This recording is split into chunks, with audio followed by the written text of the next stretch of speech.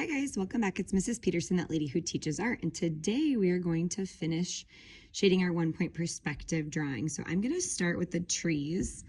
I'm going to make the ones out here have more contrast, so more light and more dark. I'm going to use a scumbling technique, and I'm pushing pretty hard, dark gray in most areas on that first tree. The next tree is also still going to be pretty dark gray, but maybe not quite as much. And then I'm just going to keep getting a little bit lighter as I go back, but still using that scumbling technique. Might get to like middle gray back here. Okay, and then I'm going to do the bark. The bark, I'm going to use a very like up and down movement as I make this. The first one's going to be very dark on the edge because we see the most contrast on the edge. And as I'm working back, I'm just not pushing quite as hard.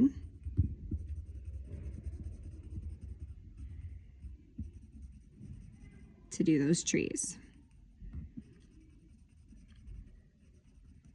Okay. Next up, I think I'm going to focus on the house. So if my sun is over here, this side of the house is going to be getting lots of light. But this side will be just a little bit in shade. So I'm going to lightly shade the front of the house. And I think I'm going to make the door darker than the siding. So I'm going to go and give the door a different shade.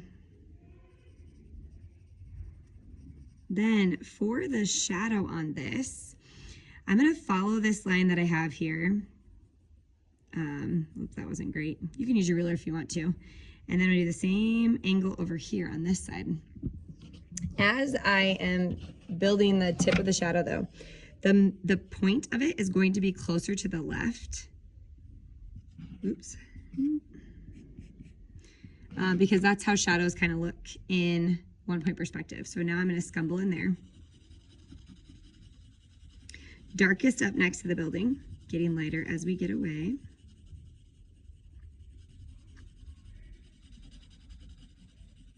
Okay, I'm going to do the roof next.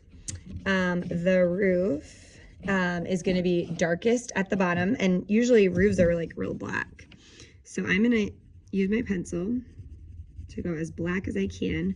On your final drawing, you can get out the 6B and 4B pencils for those really dark shades. I don't think we need to do that for this practice. I'm going to push really hard at the beginning with my pencil, the front closest to the door. And then as I get going a little further back, I'm going to be careful to stay in the lines, but I'm not going to be pushing quite as hard.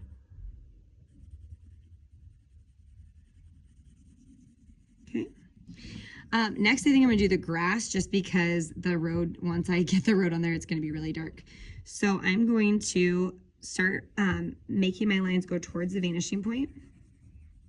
My grass is going to be darker than the hills up there.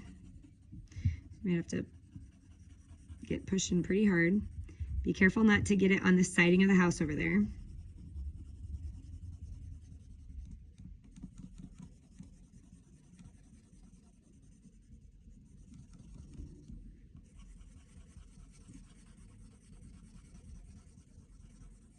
And if now my shadow doesn't look dark enough, if your shadow doesn't look dark enough, please darken it up so it's darker than the ground. Maybe I should have done the grass first. All the way out to the corner.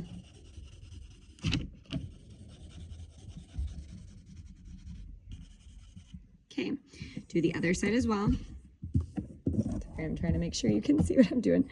Starting from the middle. This is darker than my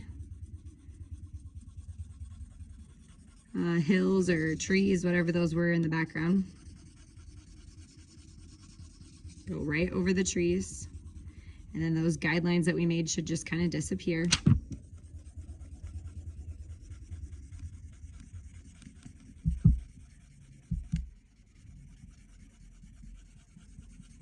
If you need to go back and darken up your trees, please do that. Make sure that you can still see them. When you get to the edge of your paper, it's easiest to kind of hold and just push your pencil out. Okay, then my last step, oh, I was kind of really dark by the middle and not so dark as I got to the edge. My last step is going to be the road. The bottom of the road is going to be the darkest. So you can push real hard with your pencil. Again, on your final one, you can get a 6B pencil. Okay, sorry, my phone rang. All right, I'm gonna color this really dark.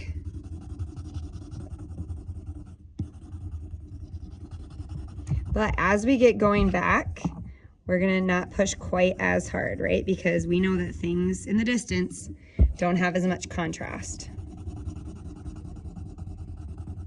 So as I get further back, I'm gonna lessen my contrast. Should still be darker than the grass, and if it's not, you might need to lighten up your grass. Go carefully around those dashes, but do go in between them.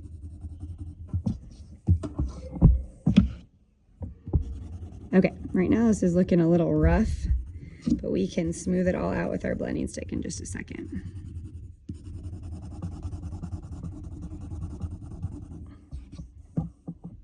Okay.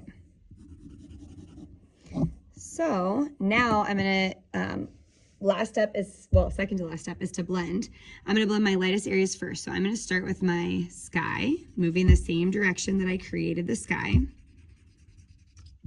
Then I'm gonna go to my next lightest thing. I think that's my tree area. And I'm gonna scumble because I scumbled when I created those lines. And then probably to my grass. Oh, I love what happens when you blend your grass.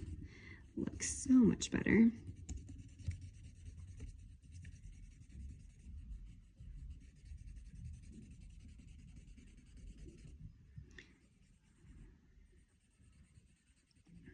Just the side of that building. The grass on this side.